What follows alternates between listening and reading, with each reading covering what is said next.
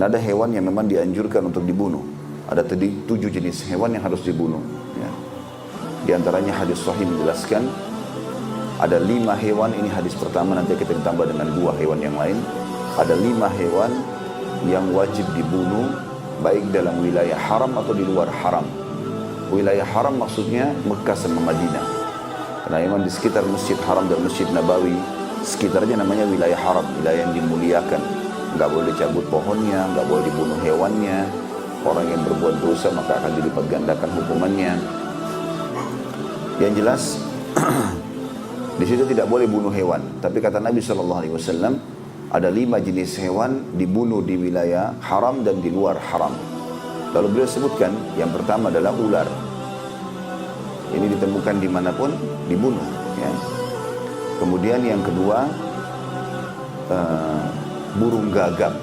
Ya. Dalam riwayat ini dikatakan burung gagak yang bagian dadanya berbulu putih. Yang ketiga itu anjing buas. Yang keempat raja wali, burung raja wali. Dan yang kelima tikus. Hewan ini 5 bukan cuma boleh membunuhnya, tapi dianjurkan dan diwajibkan membunuhnya. Dan dalam bab sholat kata Nabi SAW, bunuhlah ular dan kalajengking walaupun kalian dalam keadaan sholat. Karena 2 hewan ini buruk. Ya. Itu tadi 5 hewan itu, kemudian hewan yang ke-6 adalah kalajengking dalam riwayat lain, dan hewan yang ke-7 adalah cecak. Kalau cicak bahkan disebutkan keutamaan pahalanya.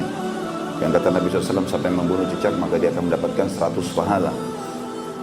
Makanya Aisyah radhiyallahu anha memiliki cambuk khusus untuk membunuh hewan ini. Ya. Dan ini hikmah Allah SWT.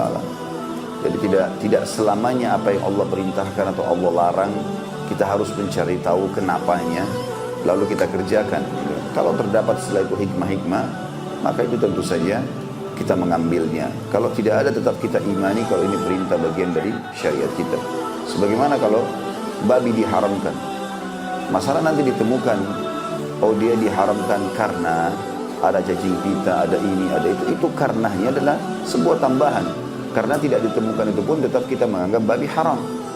Kalau ada yang bertanya lalu kenapa Allah ciptakan, ya Allah yang menguji hambanya.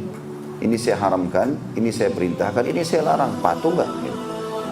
Seperti itulah. Bukankah sering saya kasih contoh kalau kita kerja di perusahaan pun ada peraturan-peraturan. Bisa saja kita katakan kenapa harus kantor buat peraturan pintunya di sini ya? Kenapa bukan di sana? Kenapa harus liftnya model ini atau merek ini? Kenapa bukan merek yang lain? Yaitu hak pemilik tentunya.